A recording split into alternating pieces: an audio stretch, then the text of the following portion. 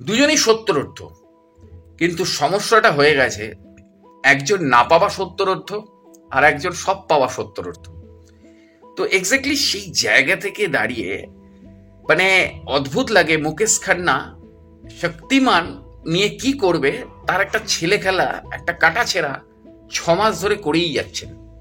কারণ তিনি কবে একদিন বিরিয়ানি খেয়েছিলেন, সেই বিরিয়ানির গন্ধ এখনো শুকিয়েই যাচ্ছেন।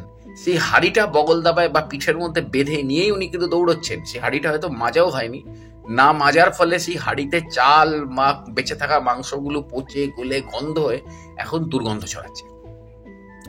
আর উল্টো দিকে সেই একই বয়সে দাঁড়িয়ে আরেক ইন্ডাস্ট্রির top most superstar Kamal Haasan, সে কিন্তু তার 234তম সিনেমার ডেট অ্যানাউন্সমেন্ট করে ফেললো কয়েকদিন আগে, তার জন্মদিনের দিন 7 নভেম্বর। সেটা হচ্ছে ঠগ লাইফ।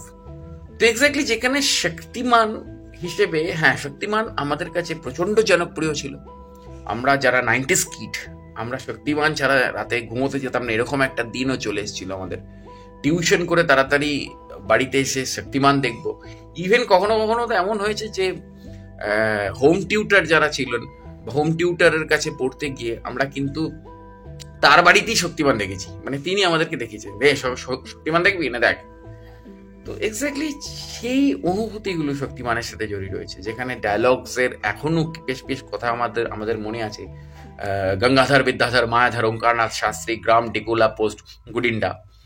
তো এইরকম নস্টালজিক একটা প্রজেক্টকে এই 70 বয়সে দাঁড়িয়ে মুকেশ খান্না নিজে প্রেজেন্ট করবে যদি ভাবে, তাহলে সেটা খুব বালখিল্যতা হবে। এবং এই আজকের যে ইয়ং জেনারেশন, যাদের কাছে আমরা অনেক ছোটবেলা থেকেই শক্তিমানের গল্প করতাম বা শক্তিমান দেখাতাম, মানে আমাদের 90s, সেই শক্তিমান কোথাও ছোট হয়ে যাবে। এবং এটা 90s কিড হিসেবে না মেনে নেওয়া আমার পক্ষে বা আমাদের মতো 90s কিডদের পক্ষে সম্ভব হচ্ছে না। ঠিক উল্টো দিকে কমল হাসান, সেও আমাদের 90s কিডদের কাছে একটা খুব জনপ্রিয় অভিনেতা। সে কিন্তু তার ঠগ লাইফ, তার অ্যাজ এ লিড হিরো 234তম সিনেমা ঠগ লাইফ 5 জুন 2025 রিলিজ করবে। এবং ঠগ লাইফের তার যে কম্বিনেশন, সেই কম্বিনেশনের মধ্যে রয়েছে মণিরত্নম এবং এআর রহমান স্যার। মানে ভাবুন, ট্রায়োটা ভাবুন, মণিরত্নম, এআর রহমান, কমল হাসান, উলগা নায়গন কমল হাসান। এবং কমল হাসান মণিরত্নম জি প্রায় 28-30 বছর পর, 28-30 বছর বলছি, হ্যাঁ 38 বছর পর তারা একসাথে আসছেন নায়গন সিনেমার পর। নায়গন, ভাবতে পারছেন 38 বছর পর তারা কোলাপ করছে এই 70 বছর বয়সে দাঁড়িয়ে। আর 70 বছর বয়সে দাঁড়িয়ে কমল হাসান যেন নতুন একটা ইনিংস স্টার্ট করলো। সে পরপর বিক্রম আনছে, সে ইয়াস্কিন হলো কালকি 2898 এডিতে, তারপরে সে এইবার ঠগ লাইফে আসছে। মাঝখানে একটা ছোটখাটো ভুল হয়ে গেছিল, সেটা ডিরেক্টর শঙ্করের জন্য, সেটা হচ্ছে ইন্ডিয়ান 2। কিন্তু ঘটনা হচ্ছে যে দুই বুড়োর অভিনেতা, তাদের পাশাপাশি কি কথা বলবো। কারণ মানে মুকেশ খান্না বলতেই আমাদের চোখের সামনে দুটো চরিত্র ভেসে আসে, একটা হচ্ছে শক্তিমান, আর একটা হচ্ছে ভীষ্ম পিতামহ।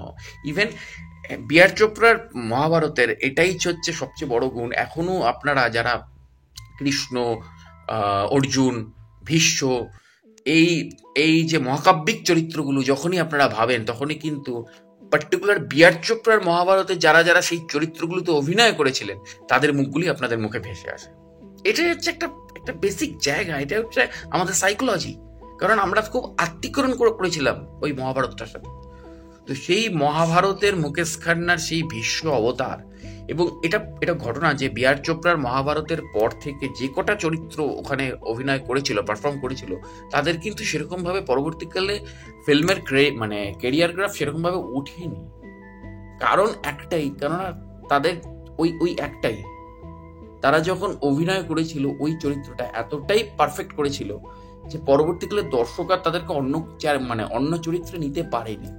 ঠিক এই জায়গাটা যিশুদার ক্ষেত্রে হয়েছিল মহাপ্রভু সিরিয়াল করার পর, কিন্তু সেই ইমেজটা যিশুদা কিন্তু ভেঙেছিল অনেক পরে এসে। তো এক্স্যাক্টলি সেইখান থেকে দাঁড়িয়ে একটা ফ্রাস্ট্রেটেড ডিপ্রেসড মুকেশ খান্না, সে একটা সময় বলেছিল অমিতাভ বচ্চন তার কাজ খেয়েছে। ওকে, খুব ভালো কথা, অমিতাভ বচ্চন কাজ খেয়েছে, এটা ভালো কথা, মানে খুব বাজে কথা। তো সেটাও মেনে নিলাম, কিন্তু এই বয়সে দাঁড়িয়ে সে শক্তিমান নিয়ে যে নোংরামিটা করছে সেটা মেনে নেওয়া যাচ্ছে না। তার বরঞ্চ ইউনিক কিছু প্রজেক্ট আলাদা ক্যাটাগরি দিয়ে করা উচিত কোথাও আমার মনে হয়, যেটা শক্তিমানের বাইরে। ঠিক কমল হাসান যেভাবে, কমল হাসান যদি এখন মনে করতো যে আমি দশাবতারাম আবার করব এখন, তাহলে তো লোকে হাসতো। সে যদি মনে করতো আপ্পু রাজা আবার করবো এখন, তাহলে লোকে হাসতো। সে যদি মনে করতো যে আমি তার যে বিখ্যাত প্রজেক্টগুলো রয়েছে সেই সব প্রজেক্টগুলো আবার একবার করে করব, তাহলে তো লোকজন হাসি ঠাট্টা করতো। তো সেখানে দাঁড়িয়ে নতুন কিছু ভাবুন, নতুন ইউনিক কিছু নিয়ে আমরা রয়েছি, ভাবতে চাই। এবং ঠগ লাইফের জন্য ওয়েট করছি আমরা, কেননা ঠগ লাইফ আসছে এবং ঠগ লাইফ একটা ম্যাসিভ হিট হবে। কারণ ওই যে বললাম ট্রায়ো, মণিরত্নম, এ আর রহমান এবং অবশ্যই আমাদের উলগা নায়কন কমল হাসান। দেখা হচ্ছে পরের ভিডিওতে, জুড়ে থাকুন। নমস্কার।